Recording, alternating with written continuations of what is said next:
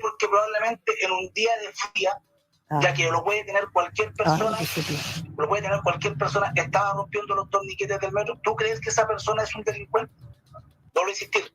Tú tienes que todo pensarlo en el contexto en el cual se producen las cosas. ¿Ya? Las cosas no se producen única y exclusivamente. Ese profesor, si hubiera sido un día normal, probablemente esa persona no te rompe el metro, no te rompe los torniquetes del metro. Pero no fue un día normal. El 18 de octubre en Chile no fue un día común y corriente. Ya fue un día de estallido social. Fue un día en el cual se decretó el toque de queda. Al tiempo después, Piñera sacó a los militares a la calle. O sea, yo te puedo mostrar videos de los militares en la calle disparando a la gente. Y eso es una realidad. Ya te puedo mostrar videos de carabineros cargando a gente con productos incendiarios, ya para que sean acusados de terroristas, y eso es una realidad. Ya te puedo mostrar la entrevista de Fabiola Campillay del otro día, que quedó ciega por acción de las policías, y que ella todos los días cuenta que despierta en la noche y que quiere volver a ver, pero no lo puede hacer. ¿Por qué? Porque quedó ciega por las acciones del Estado, por un atropello a los derechos humanos. ¿Por qué crees tú, Agustín, que Piñera no sale del país? ¿Por qué Piñera ha anunciado tantos viajes fuera del extranjero y no sale de Chile? No sale del país porque afuera de Chile, fuera de esta frontera, lo están esperando para tomarlo preso. Y lo están esperando para tomarlo preso porque del 18 de octubre en adelante en Chile hubo atropello de los derechos humanos por violencia sistemática desde el Estado hacia las personas. Ahí está parte de lo que ocurría en una clase a distancia. Quien habla es el profesor de historia de la localidad de Tomé, Aníbal Navarrete, y él fue acusado de adoctrinamiento en el aula tras este video que se observa del martes 22 de junio, donde estaba planteando estas declaraciones en torno a hechos ocurridos el 18 de octubre. Está aquí en Pauta Libre la Red el profesor Aníbal Navarrete, con él conversamos a esta hora. Muy buenas noches. Hola, buenas noches. Buenas noches a todos los auditores y televidentes de Red Televisión. Estamos junto a Alejandra Matus y Yasna Levín. Lo primero es preguntarle en qué contexto se da esta situación, qué edad tienen sus estudiantes y cómo se llega a este aspecto, a este punto que se está debatiendo y que se ve en el video. Bueno, estamos en el contexto de una clase de historia abordando un objetivo que es el OA8, que está relacionado con comparar diferentes visiones sobre el quiebre de la democracia en Chile durante el año 73. Es un objetivo priorizado de primer nivel, que de acuerdo al plan del Mineduc tiene que ser estudiado durante el sexto año. Sin embargo, debido a que los resultados en la evaluación diagnóstica no fueron los esperados, tuvo que ser abordado nuevamente durante el plan de la unidad 0 para el año 2000, en curso para el año 2021. En ese contexto se da el estudio, ¿no es cierto?, de lo que es este objetivo, de lo que es este contenido, y que fundamentalmente lo que estábamos haciendo nosotros ahí era un trabajo de comparación, ¿no es cierto?, y de analizar elementos de continuidad y cambio en torno a la Constitución, a elementos que se mantienen desde los 80 hasta el día de hoy, ya que la clase no solamente estamos hablando de ese tema, sino que es una clase más extensa en la cual estamos fundamentalmente problematizando sobre los elementos de continuidad presentes hoy en día después, ¿no es cierto?, de lo que fue la dictadura militar. En ese sentido llegamos, ¿no es cierto?, a hacer una comparación y establecer que un elemento de continuidad que teníamos hasta el día de hoy era la Constitución del 80. Y que en ese sentido, el 18 de octubre del año 2019 había abierto la puerta para poder iniciar un proceso de cambio y un proceso de terminar con la Constitución hecha ilegítimamente en la dictadura de Pinochet. Perdón, profesor, ¿cuántos años tienen sus alumnos y alumnas? Son estudiantes de séptimo año, son estudiantes de 12 años. Pero yo aquí quiero ser bien claro, aquí no es un tema de edad, hay una visión muy adultocentrista. No, le estaba preguntando por la edad de los niños para hacernos una mejor idea respecto a lo que había pasado en la clase. Perfecto, por eso te planteo que los estudiantes son de 12 años ya, y se ha planteado hoy en día que estudiantes de 12 años en teoría no tendrían la posibilidad de estar razonando y poder problematizar un cierto hecho histórico. Y en ese sentido, el trato que se le ha hecho a mis estudiantes hoy día ha sido un trato bastante injusto, fundamentalmente en la medida en la cual se ha planteado que estos estudiantes no estarían razonando en torno a lo que está ocurriendo, diciendo que lo que estamos haciendo nosotros es fundamentalmente un ejercicio de problematización. no es un ejercicio en el cual yo estoy estableciendo una verdad absoluta. De hecho, quiero ser bien claro, no es el único video. Hay otro video en el cual hoy día está dentro de lo que es la investigación que está llevando a cabo la superintendencia, en el cual yo a mis estudiantes los felicito por tener opiniones diferentes en lo que es en relación a la temática, y que a través de lo que son las opiniones diferentes, ¿no es cierto?, en un clima, en un ambiente de entendimiento, se puede ir construyendo una mejor sociedad. Entonces, es muy, por así decir, muy tendencioso el video, muy sacado de contexto, ya que es una clase más extensa, no solamente lo que dura ese video que está ahí dando vueltas en las redes. Ok, ahora profesor, pero cuando usted le dice a este alumno, le dice, ¿por qué crees que Piñera no sale del país? Porque lo están esperando. Eso ya no es un aspecto que usted plantee para el debate, me da la impresión. Y quiero saber si lamenta alguna de las expresiones en el video o ninguna. Es que en ese sentido yo no puedo estar lamentando cuando estamos en un proceso de problematizar un hecho histórico y estamos en un tema que aún no está cerrado. ¿Ya? Es un tema que está abierto. De hecho, los historiadores en el futuro van a tener que tomar esta etapa y tener que investigarla y problematizarla. En ese sentido, hay que ser bien claro, este es un proceso que aún está abierto, que aún se está investigando y del cual aún queda mucho por decir. Vamos a seguir con las preguntas. Yasna Levin. Sí, también esto se podría utilizar, como se ha hecho, para hablar de un supuesto adoctrinamiento a estudiantes en los colegios. Lo planteó Marcela Cubillos durante los primeros días y meses, en realidad, del estallido social. Esto como un comentario, profesor, todavía no voy con la pregunta.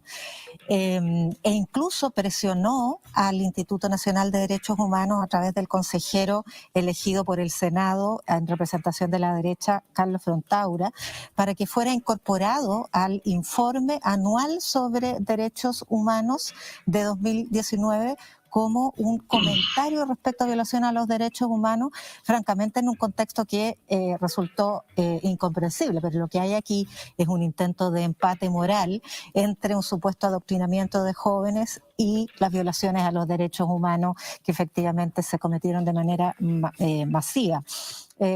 Es evidente que lo que ha hecho usted, Aníbal, es una provocación, un esfuerzo de motivar la crítica. Pero yo creo que es de interés del público saber también, por ejemplo, si el muchacho que le responde, que le replica, en una dinámica de debate que se ve completamente motivadora a la reflexión y el pensamiento crítico, tuvo alguna consecuencia, tuvo mala evaluación, tuvo alguna señal, indicio siquiera de haber sufrido una presión en una relación, en un contexto de relación asimétrica profesor-alumno. Por ningún motivo. De hecho, yo termino la clase de ese día felicitando a mis estudiantes por la capacidad que tienen de dar un debate y de poder contrastar opiniones. De hecho, la opinión del estudiante no es la única opinión, hay más opiniones. Y en ese sentido, uno de los elementos que yo más recalco en ese momento es la necesidad de poder debatir y discutir en un ambiente fraterno, que es una necesidad que tiene este país hoy en día. Ahora, además de la denuncia a la Superintendencia de Educación, ¿usted recibía algún tipo de presión, amonestación, alguna represalia de parte del establecimiento educacional? De parte del establecimiento educacional, no. Yo estoy en plena facultad de poder seguir tomando mis asignaturas como corresponde desde el día martes después del feriado. Lo que sí he recibido hoy día son amenazas de un sector bastante reaccionario y violento de la población chilena. Lo que he recibido yo son amedrentamientos, ha recibido amedrentamiento mi familia, ha recibido amedrentamiento mi hija. En las redes sociales han publicado la dirección de mi casa, la dirección de la casa de mis abuelos, han publicado mis datos. En este momento recibo amenazas por diferentes medios, por redes sociales, donde incluso se ha planteado hasta la idea de qué pasaría, me dicen así, en un día de furia mi hija recibiera un balazo. ¿Ya? Entonces, la situación a la cual ha escalado esto ha llegado a un punto de violencia inusitada por parte de un sector de la población, quiero decirlo, porque lo que también he sentido fundamentalmente ha sido un apoyo cerrado no solamente de mis padres, la de los profesores, que hoy día han sostenido la educación en esta pandemia, sino que también de estamentos de la comunidad educativa, de mis propios estudiantes, de mis propios apoderados, y fundamentalmente de personas que hoy día creen ya que la libertad de expresión, la libertad de opinión es algo necesario para poder construir democracia. De hecho, lo que uno observa en esta situación es un intento, y a partir de lo que usted anunciaba previamente de esta ley que presentó, o de este proyecto de ley que intentó presentar la ministra Cubillo en su momento, es algo muy similar a lo ocurrido en Brasil, cuando se empezó desde el año 2016 a establecer, ¿no es cierto?, esta ley conocida como Escuela Sin Partido, impulsado por el dictador Temer, ¿no es cierto?, quien llega al poder en forma violenta y destituyendo a quien era a Dilma Rousseff en ese momento, y iniciando un proceso en el cual se empieza a perseguir primero a los transexuales, posteriormente a los jóvenes, y finalmente se empieza a perseguir a los profesores que estaban primero que todo problematizando sobre el golpe de Estado del 64 y posteriormente sobre la situación vivida en Brasil el año 2016. Escuela Sin Partido hoy día se ha transformado en una amenaza a lo que es la libertad de expresión, a la libertad de cátedra y a la autonomía docente. Cuando uno observa elementos como el intento que tuvo la ministra Cubillos por impulsar una ley en contra del adoctrinamiento, cuando uno observa elementos como aula segura, uno lo que puede observar es que existe un sector de la población minoritario, hay que decirlo, que sin embargo hoy día tiene la posibilidad de ostentar del poder, que está impulsando iniciativas que tienen como objetivo final escribir una historia solamente de la visión de que en teoría han ganado. Sin embargo, aquí lo que hay que ser súper claro, existe un sector de la población, ya un sector de este país, un 20%, para ser más exacto, que aún no asimila que a través de una forma democrática perdió un plebiscito, que aún no asimila que la gran mayoría de la población de este país quiere una nueva constitución, que también establece que uno hace una apología a la violencia en relación a los hechos del 18 de octubre, lo cual es completamente falso. Solamente un sádico podría hacer una apología a la violencia. Yo creo que tal vez Manuel Contreras, Krasnov, Álvaro Corbalán lo pueden hacer. Pero un profesor de historia no hace una apología a la violencia, lo que hace es problematizar. Aníbal, de hecho, quiero ser...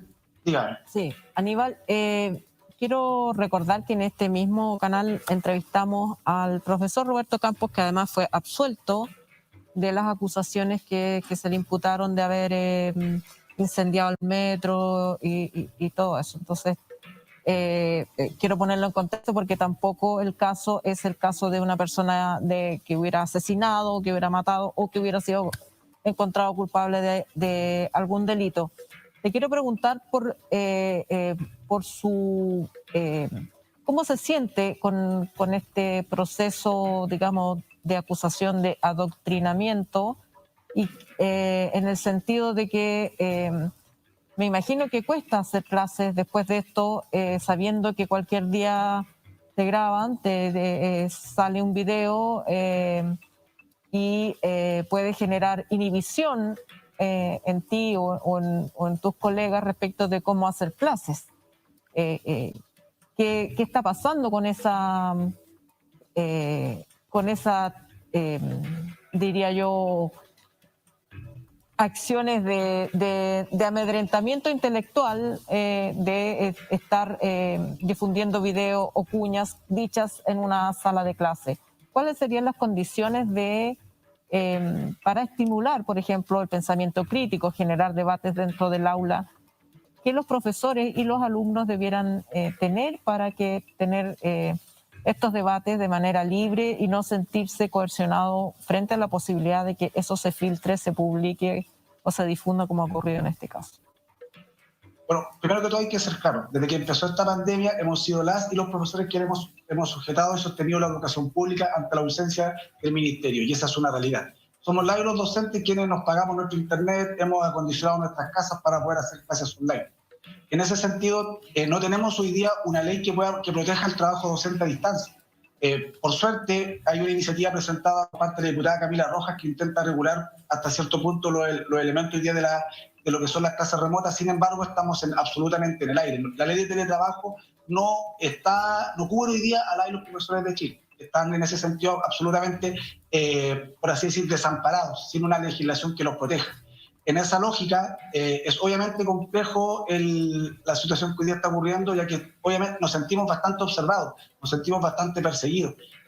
Pero ojo, esta persecución no es una persecución generalizada, sino que es una persecución de un sector, ya insisto, de un sector muy minoritario que hoy día está muy deslegitimado y que está intentando traspasarle una cierta culpa a la de los docentes, que ya lo deben saber ustedes, es una de las instituciones más respetadas por la sociedad chilena. Ejemplo claro de ello es el año 2019, lo que fue el puertazo, cuando cientos de personas nos recibieron en ese momento llegando a Valparaíso cuando estábamos protestando por condiciones. De hecho, en ese momento por condiciones de trabajo justas y por, ¿no es cierto?, por terminar con el agobio laboral, que es una situación muy compleja que hoy día la pandemia se ha acrecentado. A esto súmale la situación vivida por mí, ¿no es cierto?, que esta grabación sacada de contexto, que no es la primera, sino que previamente había estado el caso de la profesora del colegio Mayflower, que terminó siendo despedida. Quiero ir más allá, el profesor Roberto Campos Weiss hace 20 meses que está cesante, hace 20 meses que no tiene trabajo. El profesor Roberto Campos fue despedido de una universidad a través de Twitter. El profesor Roberto Campos tiene 4 medidas cautelares aún, no puede salir del país, está vendiendo sus libros para poder sostenerse, ya que todo el sustento que él tenía a partir de su detención por romper un torniquete, que ya, de hecho, por golpear un torniquete que ya estaba roto, ya le ha traído una violencia inusitada hacia su persona. Entonces, cuando uno se hace esta pregunta, ¿quiénes hoy día son los violentos? ¿Quiénes son los que atacan? Claramente no somos las y los profesores, no somos nosotros quienes empujamos estos hechos, sino que nosotros lo que estamos haciendo hoy día, en el sentido en la lógica de promover el sentido crítico de nuestros estudiantes, es fundamentalmente problematizar lo que hoy día ocurre. Yo les pregunto a ustedes, ¿qué queremos que sepan las generaciones futuras que ocurrió el 18 de octubre? ¿Que hubo una sociedad que se levantó aburrida de los abusos a protestar? ¿O queremos que la sociedad del futuro sepan que existió un presidente que ese día le declaró la guerra al país y que había un enemigo silencioso, ¿ya?, que probablemente iba a desordenar, iba a terminar, ¿no es cierto?, con la tranquilidad que estaba viviendo Chile? De hecho, no olvidemos que la esposa del presidente habló incluso de alienígenas que venían a terminar con todo lo que ellos habían obtenido durante estos últimos años, que éramos alienígenas, una minoría fuera de control. Sí, entonces, profesor, por supuesto, ahora esta es una conversación y yo creo que usted ha explicado muy bien el contexto político, el contexto, el objetivo curricular, ha explicado y nos parece absolutamente lamentable y condenable que se planteen amenazas sobre usted o su familia. Yo quiero preguntarle si usted habló con el estudiante. Porque independiente de la cuestión política, histórica, latinoamericanista que usted describe y apunta en reflexiones respecto a la legislación en otros países, si volviéramos por un instante a esa sala de clases, quizás usted nos puede llevar una línea quizás menos política y un poco más personal. Contarnos si habló con ese alumno que eventualmente sintió una provocación intensa de parte suya respecto a un tema en torno al cual él había planteado algunas dudas. ¿Pudo conversar con él? ¿Cómo están esos estudiantes?